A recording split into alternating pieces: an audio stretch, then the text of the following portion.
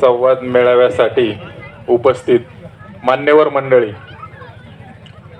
दादांवर आणि पैलवानवर प्रेम करणारी सर्व समोर बसलेली जीवाभावाची माणसं, सर्वांना नमस्कार करून बोलायला सुरुवात करतो. मंडळी, काय होतं, आपल्या आयुष्यामध्ये जी माणसं असतात ती झाडाच्या अवयवाप्रमाणे असतात. काही माणसं ही झाडाच्या फांदीसारखी असतात, थोडासा जोर दिला की ती तुटतात. काही माणसं ही पानासारखी असतात की ती कालांतराने गळून पडतात. पण काही माणसं ही काट्यासारखी असतात, ती सोबत असतात तरी पण टोचत असतात. पण काही माणसं ही झाडाच्या मुळासारखी असतात. कितीही संकट आलं, कितीही वादळ आलं, कितीही वारा आला तरी ते आधार द्यायचं काम आपल्याला करत असतात. आणि आमच्यासाठी दादा तुम्ही तो आधार आहे. तुम्ही आम्हाला कायमच आधार द्यायचं, कितीही संकट आलं, सुखदुःखामध्ये आम्हाला कायम स्वरूपी आधार द्यायचं दादा तुम्ही काम केलेलं आहे. पैलवान, तुम्ही एक चांगलेच उमेदवार आहे.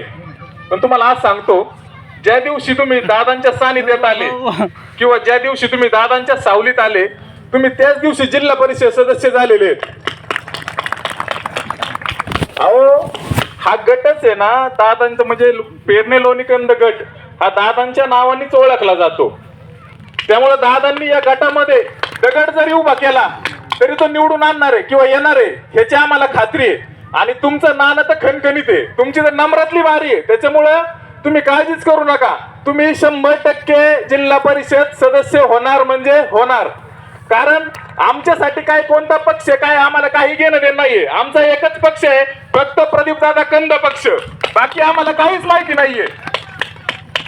आणि आता येणाऱ्या 5 फेब्रुवारीला आपल्याला काय करायचंय, फक्त ज्या ठिकाणी कमळाचं चिन्ह दिसेल ती सगळी बटणं दाबायच्यात. बाकी काय बघायचंच नाही, फक्त कमळ कमळ कमळ.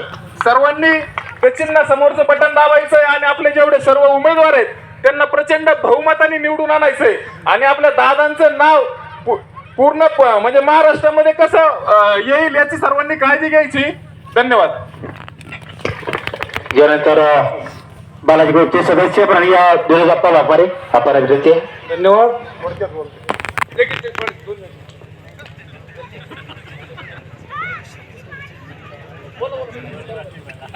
तपोवनातून तुझ्या उजळली संत जनांची वाणी, तपोवनातून तुझ्या उजळली संत जनांची वाणी, मातीमधून तुझ्या उजळल्या नवरत्नांच्या खाणी, मातीमधून तुझ्या उजळल्या नवरत्नांच्या खाणी.